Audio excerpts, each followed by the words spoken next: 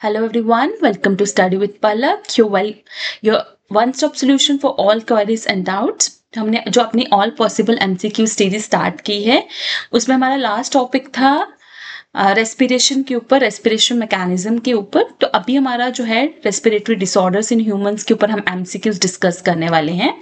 So first is the respiratory disease most commonly associated with asbestos exposure it is mesothelioma which is a rare type of cancer जो कि affect करता है lining of lungs को। ठीक है। Which factor increases the risk of lung carcinoma, lung cancer को most strongly कौन सा फैक्टर जो है अफेक्ट करता है? It is smoking. ठीक है।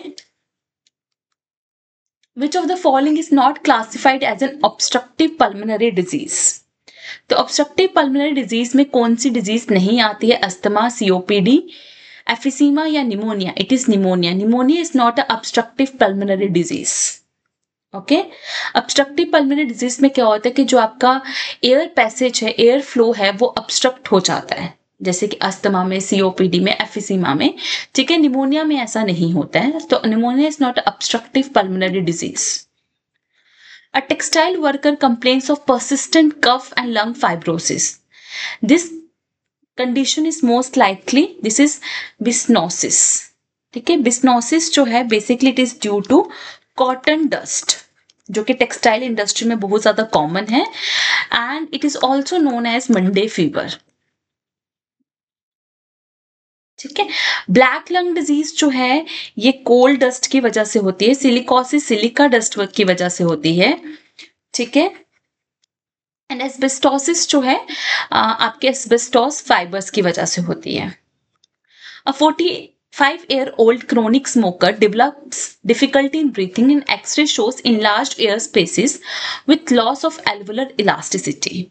The most probable disease is, ठीक है, मोस्ट प्रोबेबल डिजीज कौन सी होगी? इट इज एफिसीमा, क्योंकि एफिसीमा में क्या होता है कि आपके जो एल्वेओलर वॉल्स हैं वो डिस्ट्रॉय हो जाती हैं, एयर स्पेस इनलार्ज हो जाती है और लंग की इलास्टिसिटी जो है वो लॉस हो जाती है।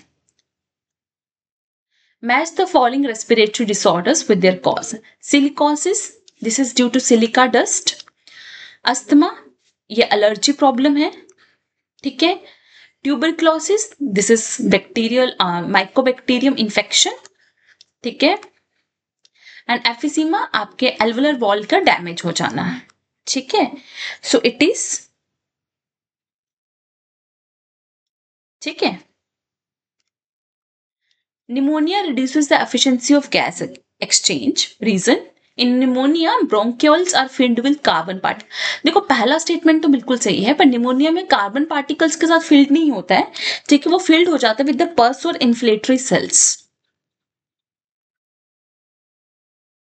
ठीक है। तो assertion is true, reason is false. Asthma is a chronic disorder characterized by difficulty in breathing, बिल्कुल सही है। In asthma, bronchi and bronchioles become narrow due to inflammation and excessive mucus.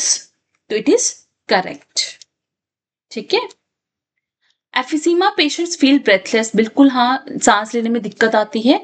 और किसकी वजह से होता है? एल्वेओलर वॉल जो है वो डिस्ट्रॉय हो जाती है, जिसके से जो रेस्पिरेटरी सरफेस है वो रिड्यूस हो जाएगी। ठीक है। तो जिसकी वजह से सांस लेने में दिक्कत आएगी।